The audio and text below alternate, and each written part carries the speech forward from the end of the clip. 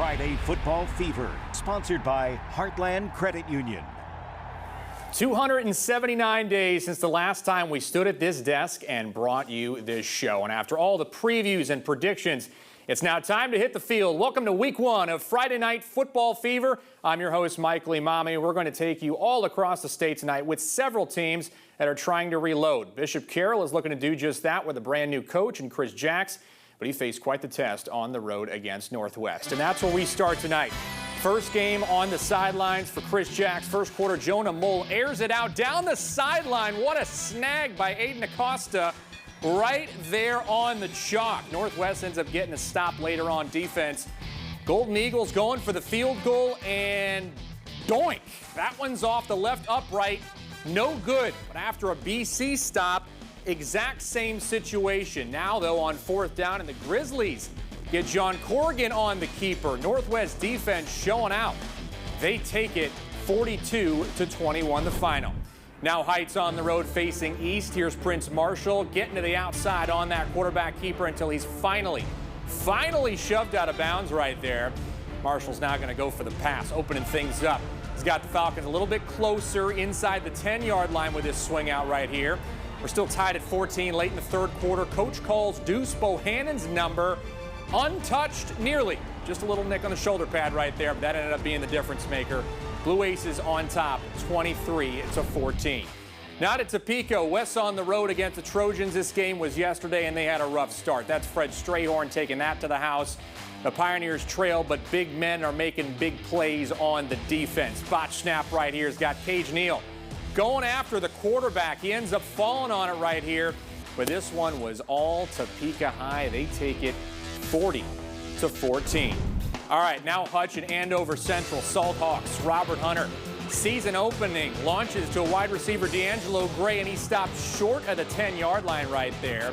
He gets right back up. Now Hunter, he's going to pass to his running back, Carmelo Green. He zigzags down the right side, ends up just sneaking in bounds right here for a touchdown. Bodies a few guys in the process with the spin. 34-0 was the final. Hutch on top over Andover Central. All right, the moment many of us have been waiting for, my favorite part of the night. It's your game of the week, and tonight, Hayes and Derby. We were out there earlier, a bit of a rainy one outside, but this one lived up to all the hype. We're going to take you now into the first quarter. Hayes, number 23, charges down the right side. He's going to be in for a touchdown right here on the first drive. Getting all those rain sprinkles in. Derby's Michael Castillo. He's going to run in for a touchdown here off the catch, spins off a tackler, ends up tying this one up right here via this scamper inside the pylon. Now Derby again. Chris Dorsey, he's going to keep it on the quarterback keeper right here. Dodging a few tackles, loses the football, but they fall on it. He gets it inside for a touchdown. Now fourth quarter, Hayes Braxton Haskell scores off this catch, just keeping his feet inside the pylon right there. Hayes trails by 1 point. So they don't go for the tie, they go for the 2-point conversion and end up getting it, but Parker McGuire gets hurt right here with the catch. Hayes with an unbelievable win. They end up taking it 22-21, the final score. Scoreline nobody, including myself and Asia Simone Smith, did not think would happen, but what an incredible game nonetheless. And we got all that coverage coming your way for you with a tremendous atmosphere inside Panther Stadium for both teams out there. We're going to bring in Asia Simone Smith. And Asia, just an unbelievable way to start the season. Absolutely. What an incredible win for the Hayes Indians. One of their biggest wins in program history, now evening out that record against Derby. 1-1 for the all-time series. Hayes fought their way through this game. I mean, Holden Lynn from the start getting that big touchdown for the Indians that put them up first. But then Derby was able to tie it back up, and Derby made plenty of big defensive plays in that second quarter to lead by 7 points going into halftime. But Hayes was able to still stay in it with some big defensive plays on their own. They never quit, and that was one thing that made this Hayes team stand out through the very end until they got to that final touchdown that put them 1 point away from the win, and a successful 2-point conversion was the difference maker. An unfortunate injury, though, for Parker McGuire. We didn't show it because it looked like a pretty bad injury to his knee, so hoping he gets better, but still lots of celebrations for this Indians team. Here's head coach Crow after the victory. Just resilient. Just tough and resilient. And, it started last year. It started many years ago, but last year with the way they battled all year long and just not being scared of this environment, not being scared to come in here. And that's a better football team than us. That's a really good football team. And we were just tough down the stretch and made plays when it counted.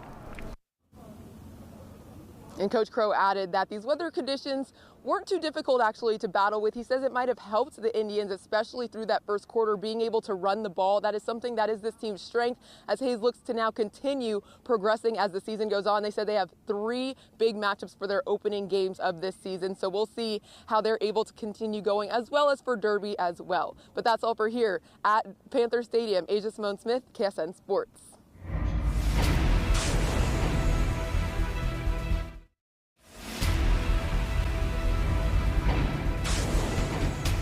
Welcome back. We now branch out from Wichita a little bit. Like to get some of the other schools in there too outside the city. We're going to take you west. Goddard Lions visiting the Mays Eagles, and on the Eagles' first possession, quarterback Braden Maiovolo with a short pass to Shannon Jones. That's going to be good for a 9-yard touchdown run. 6-0 Mays leads. On their next possession, quarterback Maiovolo again with the keeper.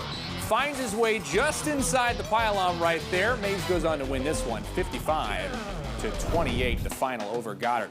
All right, now Buhler and Mulvane. This game just a little bit down the street from Derby, about 8 minutes. We're going to take you straight to Buhler's Max Harmoni, ripping off a huge run right here. I don't know exactly how far it was, but I'd say that's an 80-plus yard house call all the way down right there. Actually, not quite a house call. I got him inside the 1-yard line until a fumble is picked up and a score right there.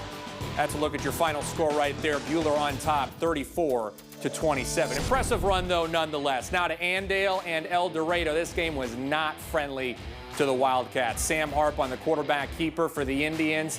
That's a 25-yard touchdown, easy. Indians double their score on a successful 2-point attempt. Now they're slinging it. Here's tight end Jack Horsch. Ends up getting him inside the 20-yard line right there, all the way down by the 10. And this game kept going and did not stop. One of the highest point totals I have ever seen a team put up. Andale with the win, 104-0. Again, 104-0. That is very impressive with that offense. All right, now to Great Bend. We're going to take you a little bit further out now. Daxton Minton rushes this one in for a touchdown from inside the 1-yard line. He gets the Panthers up. Now here's Minton again. He likes to keep it on the quarterback keeper, but a little bit of a diversity in the play calling here. Off the play fake, ends up keeping it right here, keeping the defense on their toes, getting to the outside, finds a hole, ends up scoring right over that white line. Great Bend dominating. They take it 42-7 in the final. All right.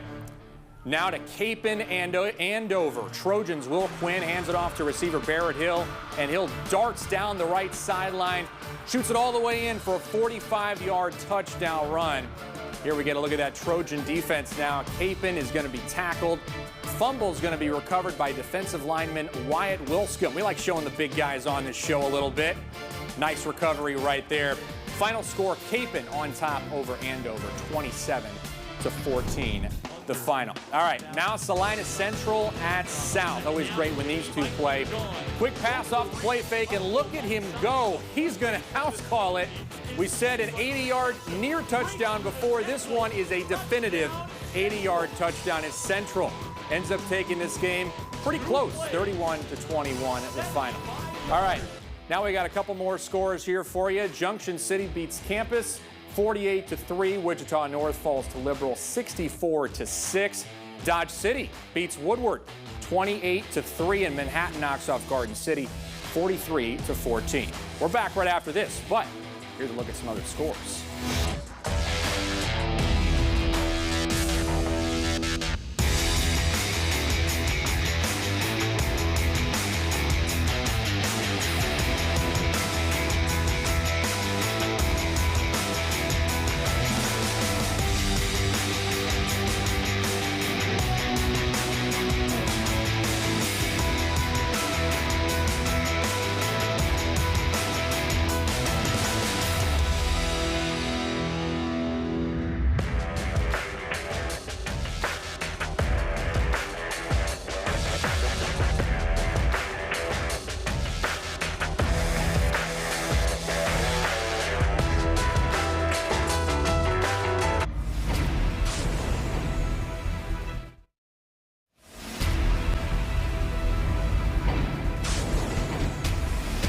All right, the highlights have been shown, scores have been told. Now it's time for another favorite part for many over here, the play of the week. And the winner of week 1 goes to, you guessed it, Aiden Acosta. Tremendous concentration going over the top for the catch and keeping his feet in bounds on top of the defender.